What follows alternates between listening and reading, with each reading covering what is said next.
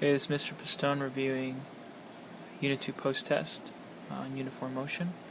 I'm going to go question by question. Feel free to fast forward or stop at the ones that you're having trouble with and work through those. It took Myron 1.5 hours, or 1.5 hours, at an average rate of 50 miles per hour to drive home from a business trip. Which of these graphs best represents Myron's drive home?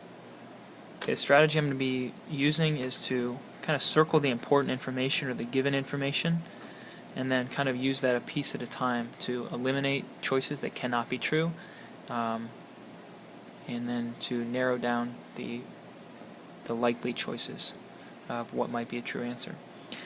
So let's begin with, it took Myron 1.5 hours.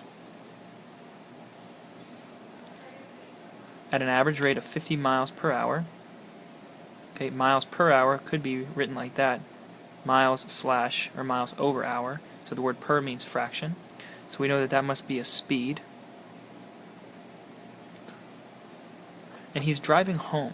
That's important. From a business trip. Alright, so let's look at each of these graphs. First I'm going to use 1.5 to eliminate possible choices. Graph A, he travels from 0 to 1.5 hours, or for 1.5 hours. So that's a possible choice. Okay, let's go down to graph C. Graph C, he starts, again, the clock starts at 0 and goes almost to 2. That's not an option. Remember, we're looking for 1.5 hours, or 1.5. C starts at 0.5 and goes to 2.5. So that means he traveled for 2 hours. That's not an option. D starts at 1 hour and goes to 2.5 hours. That's also an option. That's 1.5. So now let's choose between A and D. The next piece of information we have is that his speed was 50 miles per hour. So what we could do is we could calculate the slope and come up with 50 miles per hour. That would be one option. But it might be easier just to focus on this piece of him driving home. Okay? So which one of these graphs is Myron driving home? Well, if we look, the vertical axis is labeled distance from home. So this would mean Myron started away from home, or away from the origin, and drove home. Drove in the negative direction, which happens to be heading home. So A is correct. D is incorrect because Myron starts distance from home. Myron starts at home. His initial position is at 0. His final position is somewhere away from home. So D is incorrect. Let's move on. Question 2. The graph below is a distance time graph, or a position time graph, for an object. According to the graph, at which interval was the ball moving fastest? Fastest is an important word. We often said in class that steep is fast and shallow is slow. So between these 4 pieces of this object's motion, or the 4 pieces of this graph, which one is the steepest? That one will be the fastest. It appears that C is the steepest. And so then what time interval is the ball moving the fastest? It starts at 6 and goes till 9. So we'll look down here, 6 to 9 seconds. That's the fastest time interval. Okay, let's flip. Question 3 is about Andy and Will. Andy and Will are brothers. They start 1,000 meters apart and move toward each other. Let's underline or circle the important information. They start 1,000 meters apart and they move toward each other. Alright? If they start 1,000 meters apart, let's take a look at this graph here. Okay, here's Andy. Andy starts at 0, a position of 0. Will starts 1,000 meters away from 0. Okay? And they move toward each other. Calculate the speed of Andy and Will and choose the corresponding answer. So from these 2 graphs, or these 2 position time graphs, how can we calculate speed? We have 2 methods. You can either pick 2 points on the line and use your slope formula, y2 minus y1 divided by x2 minus x1, to find the slope, and we know the slope of an xt gives velocity. Or you could just turn those lines into triangles, calculate rise over run. So I'm going to start with the easiest one, which looks like Andy. Okay? And what I'll do is, let's see, one of my students created a triangle out here for Andy, which is totally correct. And then they said, well, I'm having trouble with the rise. I'm not sure how high that is. It's something maybe above 700, they may have been thinking. Well, I suggested, why don't you just pick a triangle or cut this off a little bit sooner? Okay, you're allowed to do that because the steepness of this line never changes. Therefore, the speed doesn't change. Okay, so you can calculate your slope at any point along that line. So I'll choose this point. It's a little bit easier because now it's obvious to me that at this point the rise is 600. And at that point, the run, which is down here, is 40. Okay, so rise over run is 600 divided by 40, and that's 600 meters and 40 seconds.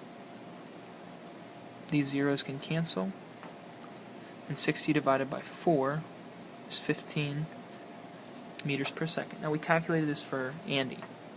Okay, calculate the speeds of Andy and Will. So Andy's velocities are the first set, and Will's are the second set. So we just calculated Andy at 15, so that would be A. And just to confirm, we should calculate Will's as well. We know Will must have a negative answer. That doesn't eliminate any choices. All of his are negative. So we'll come over here to the right. This was Andy. Let's calculate Will.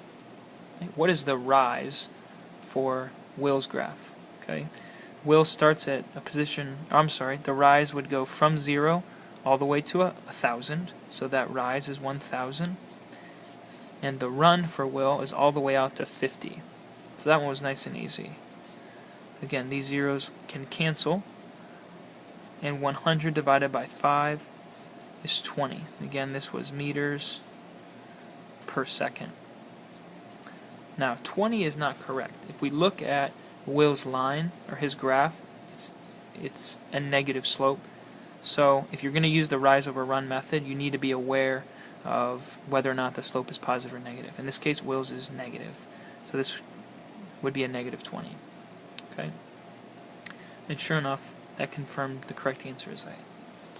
In question 4, identify which motion diagram goes with question 3. Okay? Let's eliminate things that can't be true. Andy started at the origin. We see that up here. Okay, Andy started at the origin, and Andy is the closed circle. So let's eliminate ones, or let's choose ones where Andy starts at the origin. Okay, in this case, this closed circle starts at the origin. So A could be true. And B, the closed circle starts away from the origin, right over here. That cannot be true. In C, the closed circle does start at the origin. That's a possibility. And in D, the closed circle starts at the origin. So we've eliminated one. Let's move on to Will. Okay, Will is an open circle. As you can see over here on the key, Will is an open circle. So let's see, where does Will start? Here's the origin. Here's Will. Will starts away from the origin. In this case, Will starts at the origin.